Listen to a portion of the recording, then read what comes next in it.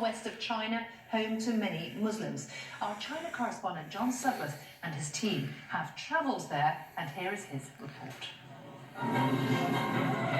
In looks and in distance, it's closer to Baghdad than Beijing. But this is China, its far western province of Xinjiang, and now the target of one of the world's most intense security crackdowns. The Uyghurs, a mainly Muslim minority, have a long history here.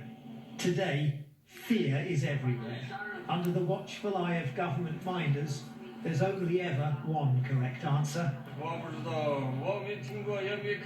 I know nothing, he tells me. Life is good here. Moments later, armed police show up. This is the China visiting prime ministers never get to see. Police power here is all-pervasive and growing. Millions of residents are being forced to give DNA samples. Mobile phones are searched for sensitive religious content using handheld plug-in devices. And for those suspected of even the mildest disloyalty to Beijing, there's now a network of secretive detention camps in which thousands of Uyghurs have been locked up without trial. Close to what we believe is one of them, we're stopped from filming. China is building a total surveillance state. It's a place where saying, doing, or even thinking the wrong thing can get you locked up in an internment camp. And as you can see, it's a place where foreign journalists are certainly not welcome.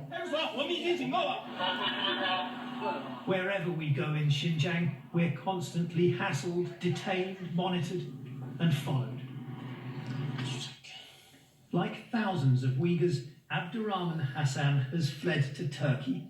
He thought his wife and mother would be safe at home. He's since heard, he says, that they've been taken to the camps. From early morning till late evening, she's only allowed to sit on a hard chair. My poor mother has to endure this punishment every day. My wife's only crime was to be born a Uyghur, and because of that, she lives in a re-education camp where she has to sleep on the ground. I don't know whether they are alive or dead. I can't bear it anymore. I would rather they were executed than abused to death by the Chinese government. He says he has no idea what's happened to his children. Today, the British government raised its concerns about the treatment of Muslims here, including restrictions on religious practice. Such a frank statement in the middle of a prime ministerial visit will not go down well. China is seeking the UK's backing for a plan to use Xinjiang's desert highways as a new economic corridor to Central Asia and beyond. It insists the threat of Islamic terrorism, with a number of attacks in recent years, is a real one. Can I ask you some questions? Is it difficult to answer questions? But a police state breeds fear. They're busy, they say. And can stoke the very resentments China says it's trying to stamp out. John Sudworth, BBC News, Xinjiang.